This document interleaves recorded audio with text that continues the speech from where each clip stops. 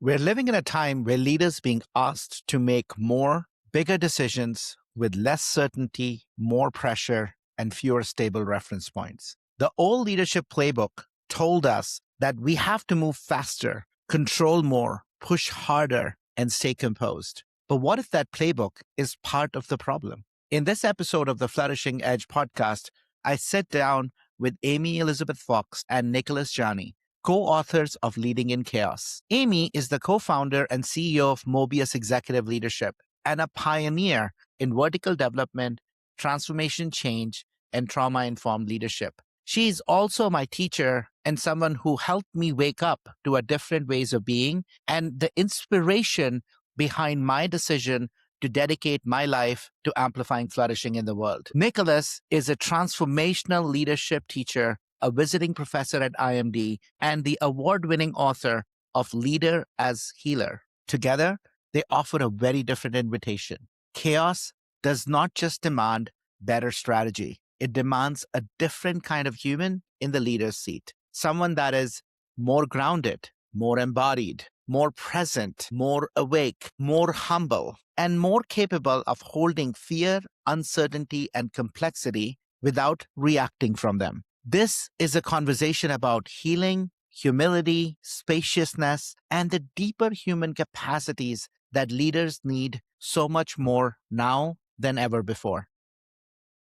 Amy and Nicholas, it is such a pleasure to have you on our Flourishing Edge podcast. Thank you, my dear friends. Thrilled to Delight be with you. to be here.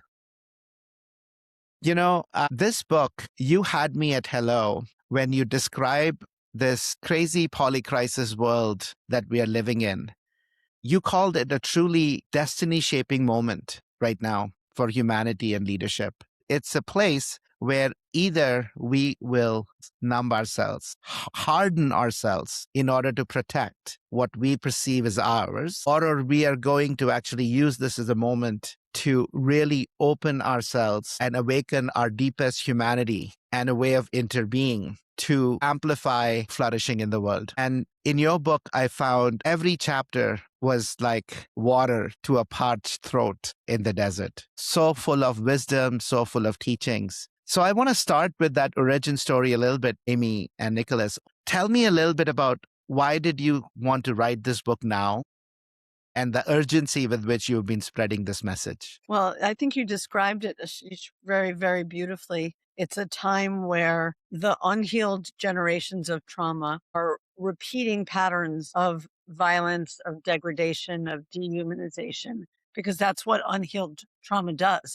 It is a compulsive repetition. And so we either sleepwalk through that repetition and allow the many, many costs of that repetitive cycle to affect the next generations, destroy the planet, and put us in a precarious situation as humanity, or we wake up and we start doing the deep healing and restorative work that's being asked of us and that our generation has the tools to engage. And we start to put ourselves, as you use the term interbeing, which is Thich Nhat Hanh's phrase, but you might say just acknowledge ourselves as interdependent and interwoven and part of the unity of life. And in that perspective or that understanding or that wisdom, embodied wisdom, one makes very different choices. And the alignment to life becomes a natural impulse, not something you have to prescribe. So I think that we would, Nicholas and I, describe the inflection point that we're in as a species very much the way you described it. And Leading in Chaos is our effort to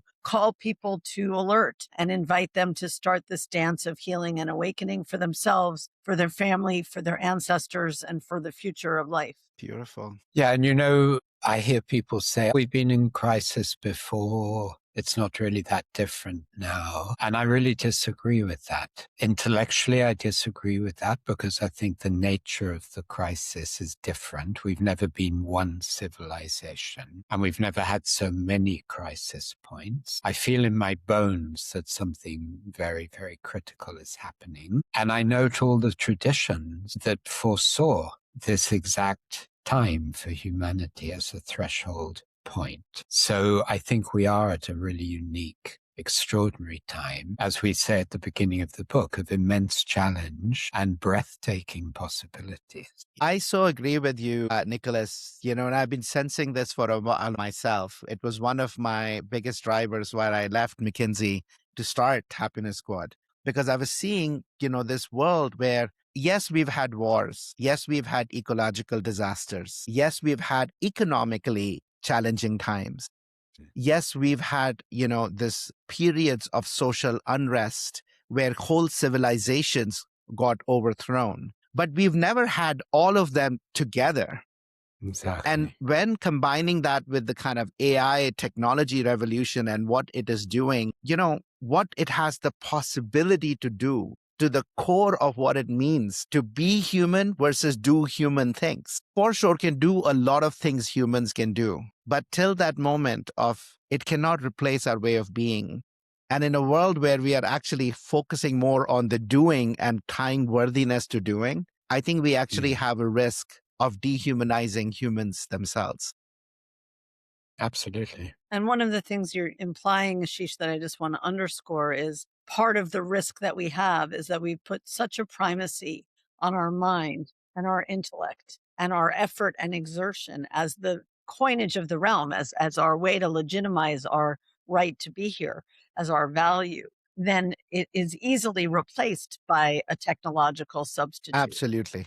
If we were engaging, as we encourage in our book, all of the dimensionality of the human experience, it would become so obvious that there's something distinctive in human consciousness that cannot be replicated. And that Yes. actually our way of being and our way of being with each other is a huge asset above and beyond what technology can offer. And I think increasingly organizations are going to have to learn how to cherish the full dimensionality of human intelligence and human possibility. So beautifully put. So, in this book, Leading in Chaos, you say that we definitely are, I experience it, right? It is not just rising complexity, but I think we are in the terrain of chaos in the work of David Snowden. You identify a certain set of competencies and ways of being. That's what's so beautiful in the way, the chapters are organizing. And so I would love to kind of go through some of those and bring to life the richness that exists and the importance of that competency. Wonderful. And so the first one that we start with is sense making, surveying the terrain. Talk to us a little bit about why that is so critical and some ways in which we can start to harness that. I think the first thing is we need to recode what we mean by sense making. Because if we treat it as a purely intellectual activity, that is the problem. Yes. Sense making invites us to perceive many more dimensions of reality, to know the world in a way that includes our thinking, but is much bigger than our thinking. To intuit the world, to feel the world through our body, to feel the world through our heart, and therefore to arrive often at a very emergent sense making that is quite different from, I have to figure this out. Yes. I have to understand what's happening. No, sense making is a much more profound process and a very beautiful process. And that requires individuals and teams to learn to sit, for instance, in unknowing, to learn to sit in emergence, to learn to include all the different emotions that are here without trying to push them away, in order that a higher level of intelligence starts to flow. This is what I see happening when teams can do that. So it's very different. It's much bigger than what we've meant in the past by sense making. I would just add that there's been historically reward for a leader who was expert and had a stance of certainty and strategic acumen. And we're living in a time where the picture is so swirling and interdependent and unpredictable that kind of rigid authority is not what's needed. Needed sense making that is truly collective to, as Nicholas is saying, slow down and let the picture of what's happening permeate us and inform us in intuitive ways. We listen deeply to one another. It's not individual sense making anymore. It has to be distributive sense making. And in fact, I think we are going to have to learn to scan the periphery even of our own organization or industry in order to look for early signals of where the risks are and the opportunities are. And we're going to have to make spacious time to really make ourselves available for revelation, for some aspect of the future to whisper to us, because we're not going to be able to predict it, and we're not going to be able to control it, and we're not going to be able to plan our way forward. Exactly. It brings up in me this beautiful thought around we have to quieten the noise in our heads to listen to the whispers of the universe. We're so noisy in here. We're constantly thinking our way out, only relying on our five senses when we have such a much deeper way of sense making within. But what you also call, Amy, to sense making together. We don't have to rely on just our instruments because we never will at the pace of change. We never are in all the places we need to be. That's beautifully said. It's poetically said, Ashish. And I just would add the mental activity on which we rely is heavily rooted in assumptions that the future will look like the past. Yes. It's predicated on a notion of rinse and repeat. And it's not designed for exponential imagination. It's not designed for catalytic change. It's not designed for adaptive leadership. Exactly as you said so beautifully, we have to make time to let a new world arise in us and with us together. Yeah. This speaks to what you said about a different way of being. I mean, 100%. It's why I love Einstein's question, is your mind your master or your servant? Because in 90 of the leaders I work with, it's naturally become the master, partly because we were taught that. And then it also becomes the way of not feeling, using our mind in order not to feel. That has to be dismantled. Our mind becomes the extraordinary instrument that it is, but not the primary faculty. Because I don't feel anything with my mind. Yes. We seem to have forgotten that. I don't have any experience of the world with my mind. I walk around thinking about the world. I can't experience the world other than through my body, my heart, my intuition, and my subtle senses. So in a world where so many leaders are operating from their mind in disembodied states of being, what are some practices to be able to gain back that way of sense making through our whole selves? What are practices you recommend? I'll name a couple and then Nicholas can build on my list. I mean, one that is fairly universally recognized now as being very important is to have some practice of contemplation, of meditation, some time of stillness and digestion of your life experience. So just to slow down and unplug, sort of go on a diet from technology for a period of time every day, once a week, once in a while, to really create quietude inside is one practice. The other practice is journaling and just helping yourself be self-observing so that you can learn what's moving in you, what's important to you, what's touching you, and what fresh ideas you're having, and start to harvest your own intuition. I think a third one that is really desperately needed is to practice the skill of deep listening. So many times when we're listening to each other, we're listening to respond, to refute, to dissent, and we're not letting what people are saying really permeate us. And when we can feel each other and learn from each other's life experience and wisdom, then we have the possibility for synergy. So that would be at least three practices I would think of. Nicholas, what would you add? Well, I would add, of course, absolutely all of those. And I would add what for me is really foundational, which is embodiment. And when I run programs, once we've kind of agreed the cognitive territory, that's a very big first step to help leaders really connect with the body, which is very different from doing things to the body. Yes. It's a process of softening, of really feeling the body from the inside, of breathing more properly, of getting more grounded. And I do a whole process with that, at the end of which leaders are often sitting there with the kind of, wow, I'd completely forgotten what it means. Because that, by the way, automatically changes our brainwave frequency. So we move into alpha wave state. And people are like, the mind quietens down. And then I teach practices about what it means to walk through the day very deliberately, intentionally, practicing being more in the body. Because we started leaving the body very early on. Yes.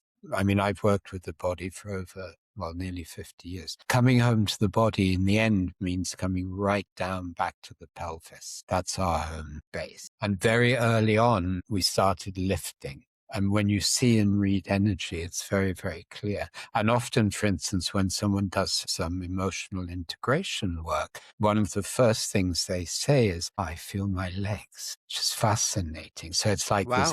there's a deep inner softening in the body. Because when frozen energy is allowed to flow, people feel their body more.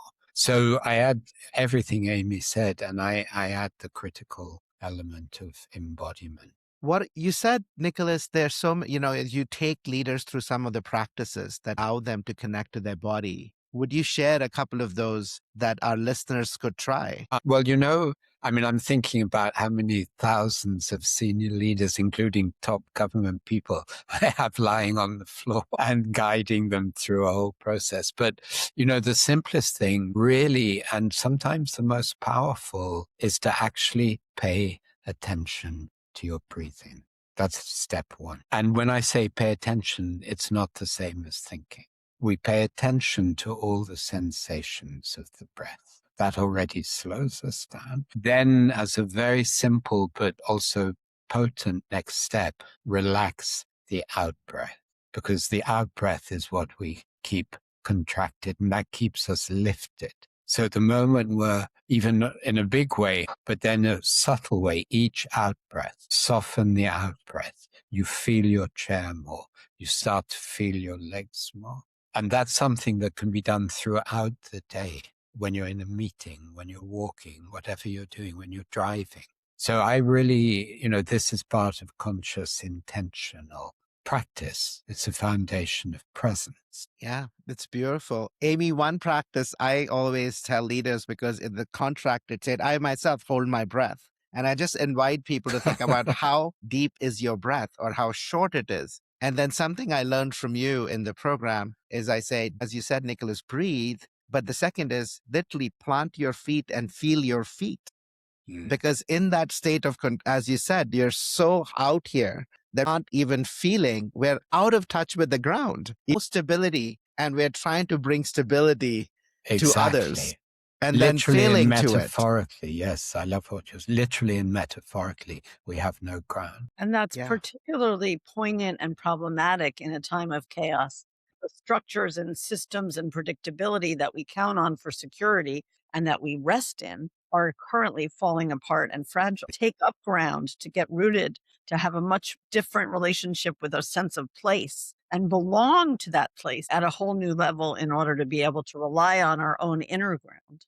Well, that's where I want to go next, right? So we can find our ground, we can be stable, and embodiment and connecting with our body is a powerful move to do that. But we need to then learn to open our heart and truly leverage that relational intelligence in the system. So I want to go there next, Amy. I want to invite you to talk a little bit about the practice of opening the heart and why it is so critical in this time, especially right now. So most of our organizational cultures have been as we've already been alluding to, are built on a technical or industrial model of the workplace. So they're disembodied. We're working people past their mental and physical limits, and they put a primacy on self-reliance or autonomy, self-directed work. But emotionally, we need relation. We need to belong. We need community. And so what happens is people are self-protective because there's been a very strong bifurcation historically between personal and professional domains. And it was thought that you should, in order to be professional, check your emotion and your relational needs at the door. But neurologically, we know now it's physiologically impossible to do that. Yes. So people wind up hacking their emotions and breaking self-contact in order to be able to oblige that requirement. Almost all the leaders that Nicholas and I work with describe feeling like they live behind a wall mask and that their emotions are really held in a private context. And when we allow people the opportunity and we offer the invitation to, in a safe and calibrated way, drop that shield and start to look at the facets of their heart they turned away from, often very young, and that have been walking in a state of numbness and disconnection for decades. It's a profound process. I had a leader say to me recently at the end of a program, "Thank you for helping me to cry the tears I walked with for 63 years." And Wow. I thought to myself, we're trying to make wise decisions functioning on a lake of frozen tears, of uncried. So it's not actually true that you can set the emotions aside. Bessel van der Kolk says the body keeps the score. They're in our Mm. musculature, they're in our neurology, they're in our perceptual fields, they influence our relational habits. And so the important work, exactly as you said, Ashish, of opening the heart and making room to host emotions, both historic and current. And why is it critical now? It's critical now because as the stress and anxiety and fear levels go up, current events are going to trigger unfelt feelings. It's going to be far disproportionate to the business circumstance in which they're being triggered. And we'll see one of two survival strategies kick in very quickly. Hyperarousal, where people are aggressive and rigid in their thinking and assertive and domineering, or hypoarousal, where people are pulling out, withdrawing, inward, and not contributing their ideas and their thinking and their energy to the conversation. And both of those, for team dynamics, for problem solving, for innovation, are deadly. Yes. Not to mention the strain on team dynamics when people move into a reactive mode. They get angry, they get more blaming, they get more judgmental, they get more caustic and cynical, and we shut down the hall of possibilities that we want to tap into. So Yeah. it's not emotional intelligence for the sake of feeling touchy feely. It's emotional intelligence for the skill of self-regulation and being able to stay in a productive mode even under stress. Nicholas, what would you add to that? I would add that there's a profoundly simple and yet initially very challenging principle here, which is that all emotions need to be welcomed and felt, and none are positive and none are negative. Take fear, for instance, or anxiety, which almost everyone has some degree of. And then people say, oh, fear blocks me. But it's not true, because once someone feels safe enough to actually allow anxiety to move through the body, and I have no resistance to it, very quickly I start to feel very open and very present. And then I understand, no, fear doesn't block me. The problem is I block fear. Crying, if I'm blocking my tears, I'm freezing my heart. So Yes. there's something really fundamental here. It's a rewriting of how we think about emotion. It's having a safe enough space that everything is included. And, I'm thinking about, I have an invitation to work with some very senior religious figures in the autumn. And I was speaking with the head of their team, and he said to me, what they aspire to is to have a non-anxious presence.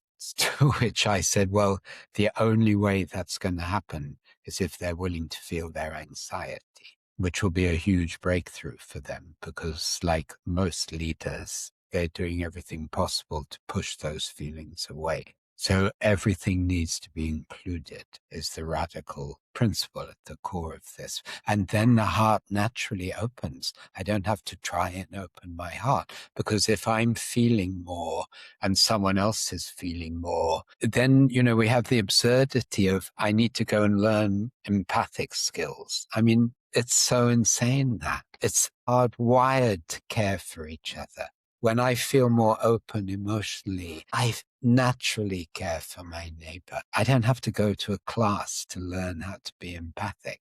That's a sign of how disconnected. And I'm reminded of the fact that we get programmed this way. We are to the first sign, the first act of a newborn is to breathe, and the next is to scan for somebody to bond with. Every young child reaches out, connects, and they're looking for that bond. We are passionate by nature. We don't have to learn compassion.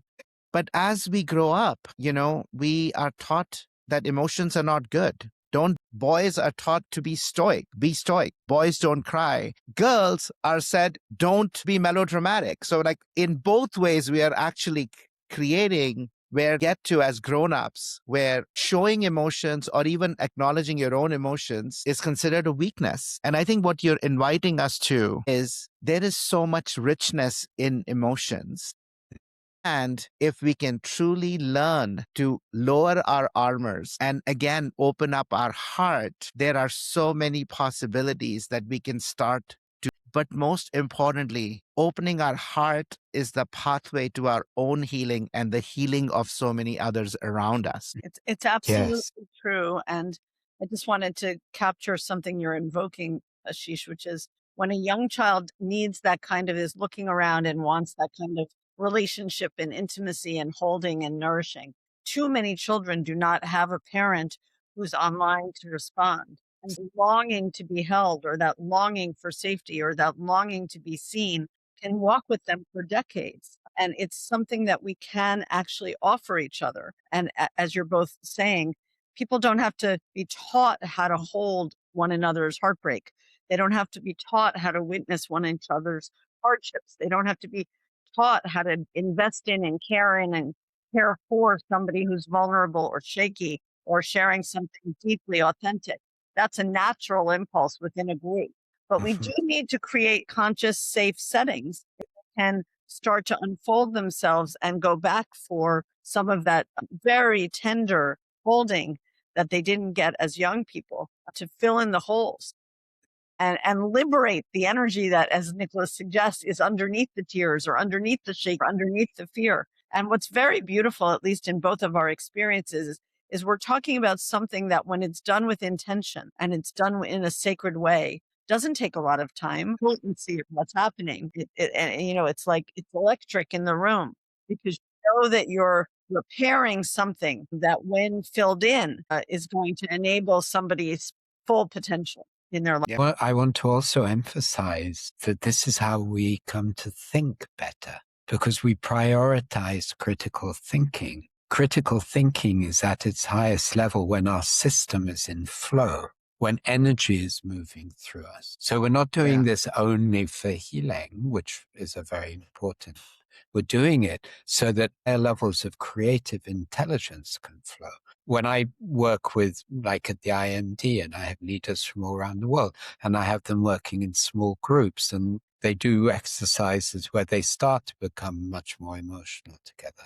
And we come back all together. And it's very powerful sharing. And then I say, so if you were an intact team, having gone through this emotional opening together, would you be working much better? Of course, it goes without saying. So this needs to be remembered as well. We're doing this in order to perform in the truest sense of the word, in the way that's needed. And to do this, you need emotional literacy. Again, something that so few, 3, 4, or 5 emotions that we can mention. But as we know in the field, there are so many emotions. And even being able to name the different emotions that in a moment I might be feeling allows us to actually recognize that there are different moves that we might need to make.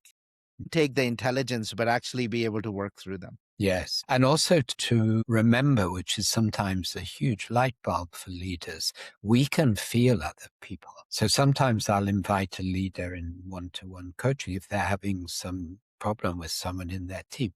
Let's slow down and let's feel the interior world of that person. This is not psychic woo-woo. This is our natural capacity once we're more open. So we also get a whole different level of information. Yeah.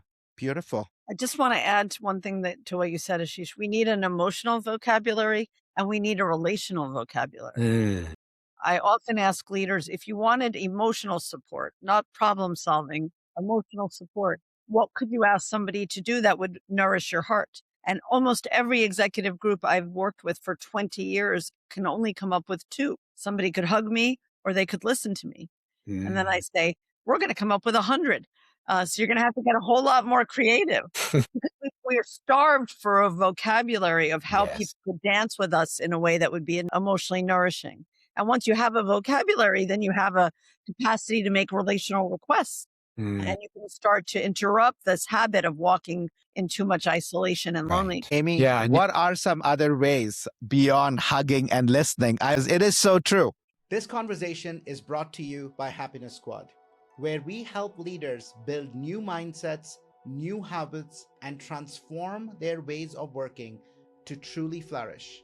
If you're ready to unleash the untapped human potential in your organization and operate at your best, come visit us at happinessquad.com and start your journey today.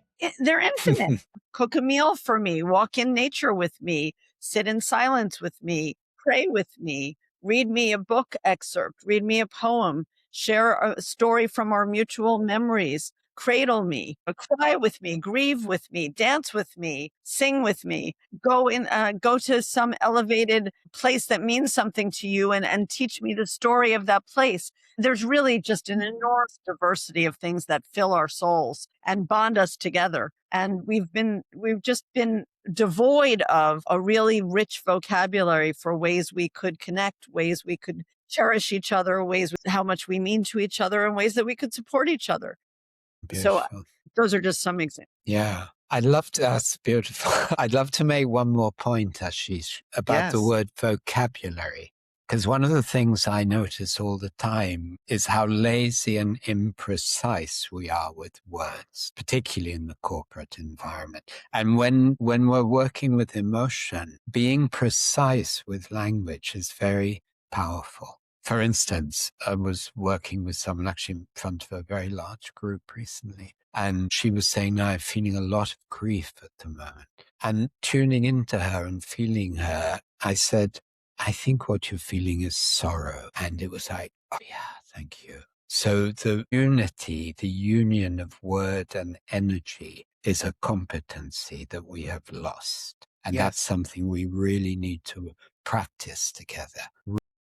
I would say, Nicholas, even forget about lost. I don't think we even learn it in the No, first we were never place. taught it. We were never taught it. No. And I have a friend actually in London who has a whole company about going into schools and teaching children the vocabulary for their emotions. It's amazing work. And then they go home and they teach their parents. It's very powerful work. So I want to move from the space of heart to something else. And I'm so glad that you wrote a whole section on this competency, is the competency around creating spaciousness. 60% of time of leaders are in meetings, and 60-70% of most people will say those meetings are ineffective, and continue this madness, leaving no time for actually space to think, space to kind of intuit, space to connect, space to feel. And so I want to go into that space a little bit and talk a little bit about why this is so critical. If we, in the world we are living in today, if you don't create space, you won't be able to lead. That's right. And I think I know there's a very old and important principle here, which is that until we slow down, we cannot go really fast without being some kind of headless chicken. So it's from an inner space, from an inner stillness, that we can actually start to move with far more precise speed and far less effort as well. You know, it's like sports people when they're in the zone, the first thing they say is, "I have all the time in the world." And we're hearing all the time, "I'm so busy, I don't have time for everything." It's got nothing to do with the watch. It's got everything to do with, do I have space inside? Am I grounded? Then miraculously, everything seems to get done. Yeah. So it's multiple levels of importance, what you're saying. Amy, what would you add to the topic of spaciousness? We're moving with information saturation and that is unnatural. It's not a rhythm of wholeness, and it's not connection, and it's not a rhythm of emotion, and it's not a rhythm of soul. Mm-hmm. So the call for spaciousness is a reordering of our relationship to space and time, and the importance of really slowing down, as Nicholas said. My friend Bayo Akumulafe has my favorite phrase about this. He says, "The times are urgent. We must slow down." And that's like a call to wisdom. It's a call to embodied intelligence. It's a call to feel the interconnectedness of things, forcing our energy through our speed, and then wondering why we're not being impactful and potent. So the spaciousness is a requirement if we want to intelligently dance and fluidly dance with an incredibly swirling content. And I would add a second thing which is when we think, if we have time for some of these practices, and that somebody would say, "I don't have time for a few minutes of meditation." It's because we've also been taught to commoditize our attention, only in terms of short-term value. And these are a time when I think each of us is being asked to engage in an active cultural creativity, to be co-emergent with the future arriving, as we already said. And in order to do that, I have to make time to really bring all of myself to the moment and not be willing to participate in this commoditization. The cost of not having time may be short-term ROI, but it's long-term creativity, innovation, audacity, boldness, precision. As Nicholas said, if you want to make a move that's an acupuncture needle, really feel what you're placing that needle into in a kinesthetic and dimensional way. But I have to be present and available in order to feel that. Important reasons for spaciousness. And if I may add, we have this expression, the idea came to me. But we can't use it. But if we really take the implication of that, that is how new ideas come. Yes. And, all creative people in the arts, but not only, also scientists know. Einstein used to say that his best ideas came when he was in a particular kind of receptive, relaxed state. And I love the image in the traditions of we have a book and we open a page and we have the black letters and there is a white page. And we're so fixated on the black letters, but the white page is always there. This goes into also the higher levels of awakening because we're talking about a different dimension of our consciousness, which is always there. It cannot not be there. It's only we who contract our attention and don't notice. And the white page is there all the time. It's there. We're sitting in any meeting. It's there in the middle of the noisiest city street. And we can begin to develop an intentional practice of noticing in the noisiest environment. So when people say, I can't meditate unless there's silence, they haven't understood the deeper silence, which is the white page. Yeah, beautiful. And, Nicholas and Amy, for many they're like, I don't know what Nicholas is talking about. White space, black letters. And I believe in science. Well, you can go to science and look at the science and relativity. 99% of all atoms is empty space. 99% of the universe is empty space. You don't have to listen to Nicholas, Amy, and Ashish. Go listen to Einstein. Go look at the fundamental state of nature. Wisdom tradition has talked about emptiness, solidity, and emptiness being such small parts that is solid, but we get lost. We think this body is human, but so much of the body, right, is again not just empty space, but most of the living cells in our body are not human cells. So about who we are and how space is all around us. Space is that white, our attention is only going to the solidity. And when you really can attune to the space all around you, you discover it isn't empty, vibrating with intelligence and life force and intricate order. And said it's a higher level of stillness that enables you to start to have an antenna for that additional source of information. And it's very simple, actually, to guide a meditation, in a leadership program. And within 10 or 15 minutes, many people will have a real sense of the white page. And then as the body work happens, as the emotional work happens, the white page gets more and more open. Yeah. I have people sitting on day 2 of a program and someone will say, yesterday I would have hated this silence. Today I love it.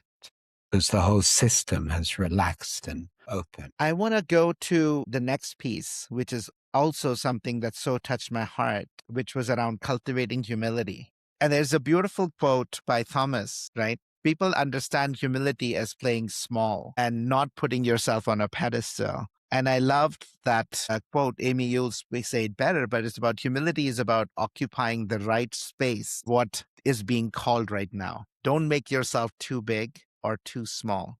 It's exactly as you said. People who have shaky self-esteem run the risk of doing one of two things. And this is beautifully expressed by my friend Terry Real in his work on relationships. They go one up to make themselves feel better, to soothe their shakiness. And they appear as arrogant, overconfident, narcissistic, but they're not actually overconfident. They're shaky. And another possibility is you kind of implode and you're flooded with shame and low self-esteem and a sense of unworthiness. Neither of those are wholesome. So what real humility is standing in the unique blessing that you are for life and occupying the wingspan in which your gifts are meant to express themselves. And for some of us, that's a very micro context, like your family or your school or your congregation or your mosque. And for some of us, that's a very large global contribution. And every person's contribution has equal value. That's the thing we miss because we're so addicted to scale and size and growth. But actually, when you feel life, you realize each person occupying their instrument of the orchestra is how the symphony happens. We need everybody's music. And so our job as individuals are to really go through a process of self-forgiveness and self-acceptance so that we can comfortably sit in our own chair and then discern and sort where it is that we want to sing. Yeah. Beautiful. And may I add something? Please. It's so beautiful what Amy's saying. And then there's another aspect of humility, which would be captured in the notion of bowing. And I bow to the fact that there's so much I don't know. Show me. And we're on the edge of prayer here as well. And devotion to life. Show me the way forward. Show me what I'm being called to do. Not that I know. It's another level of humility as well. And, in today's world, I'm reminded of, I think in a world where the old paradigms of the leader as the know-it-all visionary who's going to motivate and guide people to the promised land, completely broken down. Leaders to know you don't know and nobody else does either. And oh, by the way, Right. everybody knows you don't know. And that's okay. And that's okay. So the humility to say, I don't know, but collectively we can get to know or find what we need to do to move there. I think Yes. humility is so needed right now because so many people are kind of playing, acting out what they think it means to be a leader. When a team can sit together in we don't know, and let's not rush to fix the way forward. Maybe we're anxious. Okay, let's include it's okay that we're anxious and we don't know.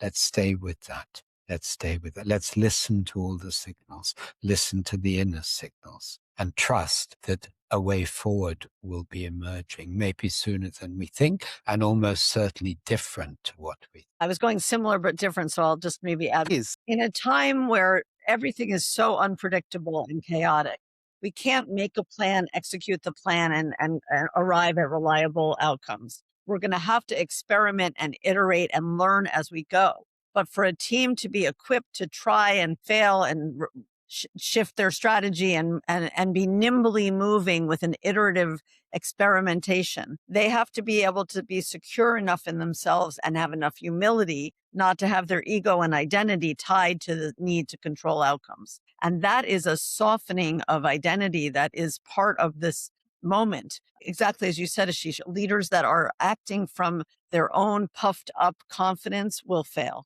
And they won't fail in a developmental way. They'll fail in a colossal, costly way. Yeah. And if we can be humble enough to recognize that I don't know and we don't know, it brings us beautifully to then we automatically move to intuition and willing to listen to the field intelligence, your next section of the book. Because only from that place do we look for answers out there. Otherwise, we look for answers in here. And as you so beautifully put in your book, the answers are not in here. So you're not going to find them. And if you find the answers, they most probably are not the right ones anyway.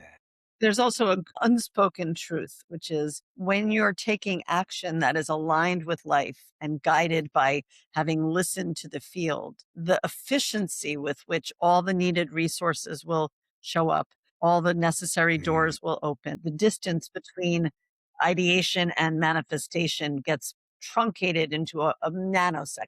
So even though it takes more time to wait and listen, it takes far less time to actually accomplish the thing itself because the resources of life line up to support you.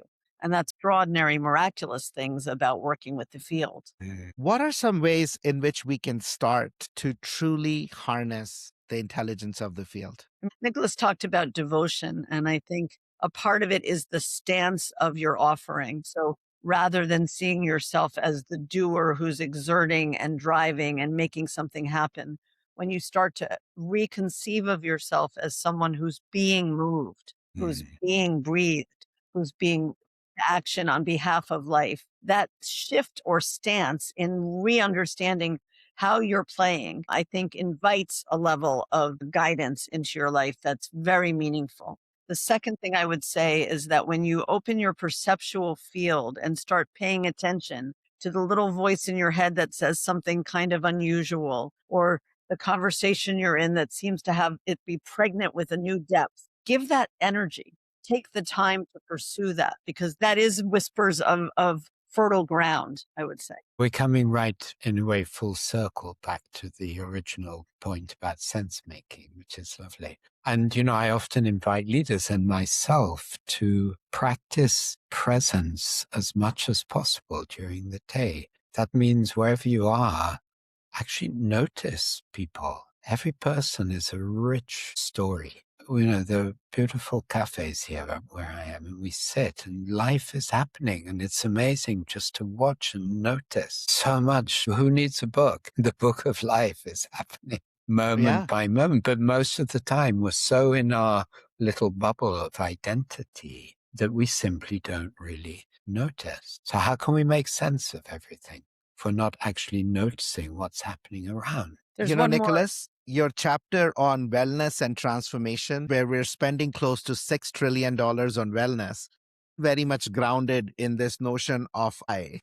And I think what you invite is this notion of breaking away from I identity to kind of what's really needed around us.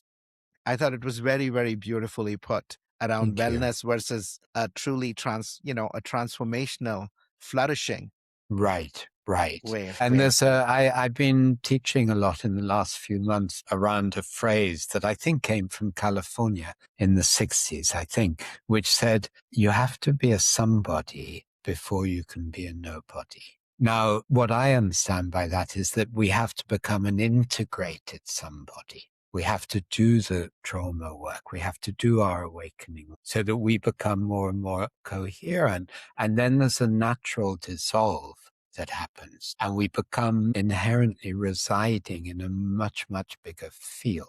That's how I understand that actually simple but profound statement.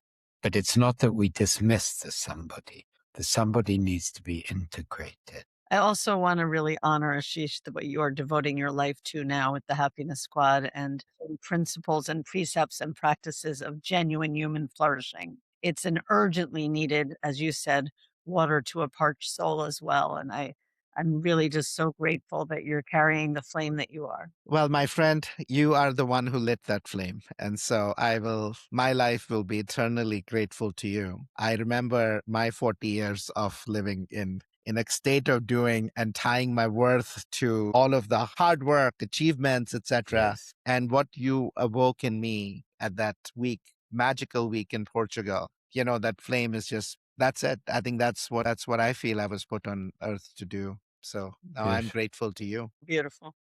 And you It write was, so eloquently about it. I read your post today on LinkedIn. I mean, everyone should read what you wrote. thank you. I wanted to add just one element that we haven't touched on yet, which I think is a vital resource for people who want to give their lives to service, who want to step in and become involved in the renaissance that we're pointing to, which is places of serenity and beauty. And wherever you find your source of uplift and inspiration in beauty, whether it's the built environment, the natural environment, the artistic environment, poetic self-expression, intimate caring and service, the notion that we're going to have to refuel ourselves, engage with what Francis Weller is now calling the long dark, is one theme we hadn't touched on yet that I don't want to end without.